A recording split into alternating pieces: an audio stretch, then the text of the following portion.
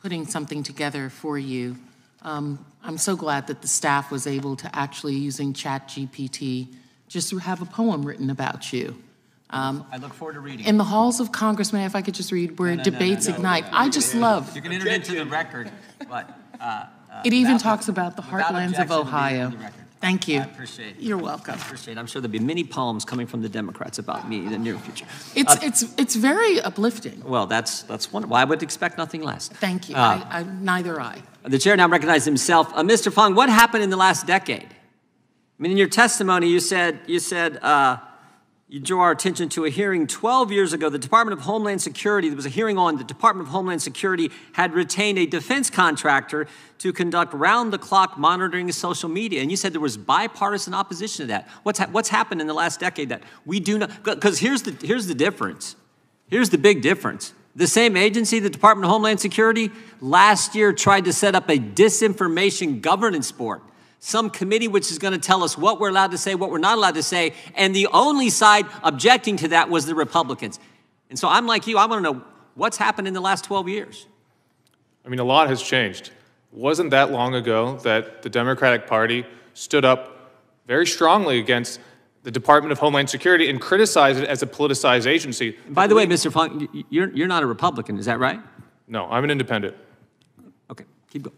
But not that long ago, Democrats directly and forcefully criticized the Department of Homeland Security as an agency that run amok, that could interfere in our elections to help Republicans.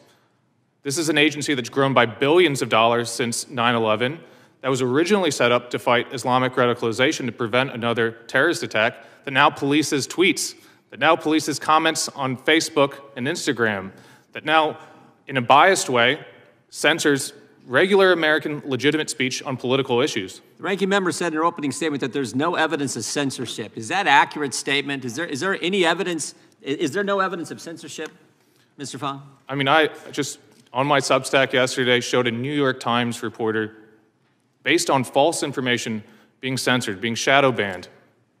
Yeah, but I mean, you covered in the Twitter files. Government pressured Twitter to take down certain tweets by American citizens. Facebook got pressure from the White House to do the same. YouTube got pressure from the White House to do the same. They all work together in this project, this election integrity partnership, to do the same. On and on it goes. But they say, oh, we've had 6 hearings on censorship. I kind of think, Mr. Lukianoff, I kind of think the First Amendment's probably worth doing 6 hearings. I would say 60 hearings maybe better, maybe 600. I mean, we're talking about the First Amendment. Yeah.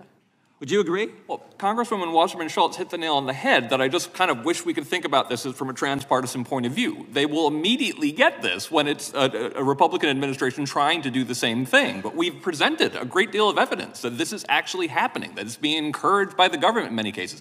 The story that came out this morning, the idea of, say, Donald Trump decides to actually try to get a book removed from Amazon. If it was a book that people on my side of the political fence, on the left, liked, we'd freak out, and rightfully so. But at the same time, it seems like there's nothing we can actually do to get our own side of the political fence concerned about the idea of collusion between some of the most powerful people in Silicon Valley and in the country. The censorship mob will come for them too, right? Right now it's focused on, I mean, the Fifth Circuit said this, the court decision, it's focused primarily on conservatives, primarily on people on the political right. But it will come for the left too. Oh, yeah, it already does. It already does. I defend people on the left on campus all the time. And it's very strange to try to get people to be concerned when even people they agree with are losing their jobs. My latest book, Counseling of the American Mind, is filled with examples just from the past couple of years of professors on the left losing their job. Oh. This is the reason I've invited more Democrats in here, Democrats like you guys, or independents like you guys, who actually embrace the First Amendment. This is what we spent the entire, as they rightly point out, we spent the entire first year of this Congress primarily in this subcommittee focused on what's happening to the First Amendment. Because I say this all the time. If you can't speak, if you can't talk, you can't practice your faith, you can't share your faith, you can't petition your government, you don't have a free press. I mean, that is the ability to speak is fundamental to how we do things in this great country. And if we lose that, oh my goodness. And you said something earlier that stuck with me. You said, we're losing even the ability to ask questions. Mm-hmm. It's not just statements. You can't even question. You could go back to COVID. You couldn't even say, I wonder if this thing came from a lab. If you just raised the question, you got censored. And down the line it went. We learned just a couple weeks ago, that Dr. Fauci, when he was asked, where did the 6-foot social distancing come from? You know what he said? We just sort of made it up. I'm not sure where it came from. And think of the impact that had. But if you question that, if you just ask the question, why do we have this? Half the time the stuff they tell us is just false. You can't even question that, for goodness sake. So that's why it's important we have these hearings. And folks like you who aren't on the same side of the political aisle as us are willing to come forward, and we appreciate it. I'll give you a chance to respond in the last 10 seconds. When I was talking about I'm talking about literally questioning as well. Like, one of the things that we did with ChatGPT was run the questions that we ask students about whether or not someone should be allowed to speak on a particular campus, and we were told one of the questions by ChatGPT was an inappropriate question to ask ChatGPT. Yeah, and again, highlighting the danger of when this goes to scale and happens in real time with artificial intelligence. That is the frightening part. That's why we got to get this right. It treats us like children, not citizens. Well said. Well said. With that, I recognize the gentleman from California. Thank you, Mr. Chairman, and thank you for setting up my question. Compared to last year in Washington, D.C. Sorry, I can't say whether they're more or less safe. I can say that crime is up, and so long as anyone doesn't feel safe, then that's an issue for us. Would higher crime rates be one of the more important indicators as to whether or not people are more or less safe? It would be an indicator as to whether or not people feel more or less safe. So it's something that we certainly look at in determining that. I don't know. I think people could feel unsafe even if they were safe. But this doesn't seem to be a delusion, right? The cases of sexual assault rose 111% over the course of a year. Homicides increased by 38%. Motor vehicle thefts doubled, increasing 106%. Instances of arson over 125%, and carjackings by 55%. Why do you think that is? There's a host of complex reasons why that's the case. You've heard some. We talk about our ecosystem, policy reasons, right? Do you think the soft on crime policies are one reason? I don't know that I would say soft on crime policies. What I would say is that there's a number of reforms in policy that have been made in the district that we believe need to be adjusted, which is why there's been a number of proposals from the mayor, legislation passed by the council to take a look at where we're getting the type of impact that we don't want. I agree with Mr. App that the only way this works is with collaboration. And so what do you think you would highlight as like the main policy change that the mayor has proposed that could maybe put some downward pressure on this rising violent crime? Sure. There's a host of proposals that the mayor made related to penalty enhancements, to aligning penalties for gun crimes with federal penalties. So there's those, but there's also those on information sharing. So hold on, let's start with those though. But the underlying premise there is that enhanced punishment can have a deterrent effect and reduce crime, right?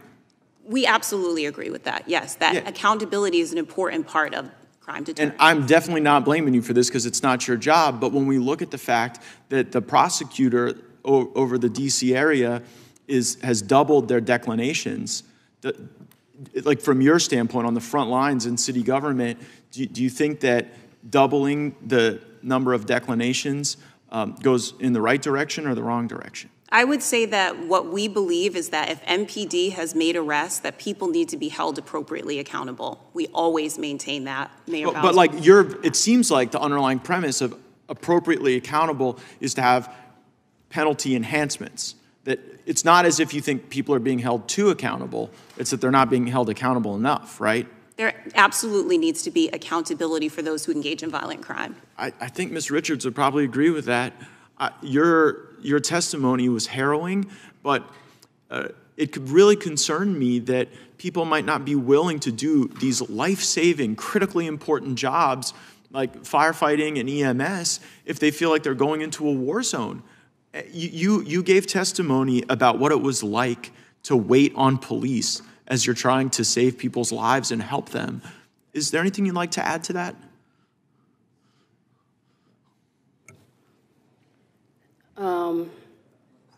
I mean, that's the state that we're in right now. You know, I mean, I've waited in excess of 20 minutes before to try to get MPD on scene for a violent call. What do you do for 20 minutes? We stage and we wait because at this point we're no longer going in. We're not going to those scenes. And what happens to the people that need your help? Citizens are not getting treated right. they can't have our services because it's not safe for us to go in there. That sounds like life or death to me, that people could actually die because we don't have enough police to keep even our own first responders safe that want to save people's lives. Have you been confronted with these type of life or death situations where people can't get the care they need because you're waiting for firepower and cover to be able to go help people? I can say that yes, there's been times where we have to wait. And like I said, I've waited personally myself in excess of 20 minutes for MPD to arrive on scene. Yeah, I would observe, Mr. Chairman, that D.C. has some of the strongest gun control laws in the country, and increasingly the law-abiding people, the people who want to be helpful, who want to be good neighbors, are constrained by those gun control laws, and yet the violent criminals are putting Ms. Richards and all the people who want to do the good work she does in graver danger, and that might be something worthy of some federal review. I yield back. Gentleman yields. Chair recognizes the ranking member, Ms. Jackson-Lee. Thank you very much, Mr. Chairman. At this time, I want to yield to the ranking member of the full committee, Mr. Nadler, who then yield to the District of Columbia Congresswoman Eleanor Holmes Norton. I yield to Mr. Nadler. Thank you, Mr. Chairman. This hearing is not a serious exercise. My Republican colleagues have shown very little interest in the welfare of the people of Washington, D.C., and this political stunt is further evidence of that. Rather than asking questions myself, I'd like to yield my time to the person who has dedicated her life to representing the nation's capital and its residents, a gentlewoman from Washington, D.C., Ms. Norton. I just want to kind of a personal clarification. So whose time is...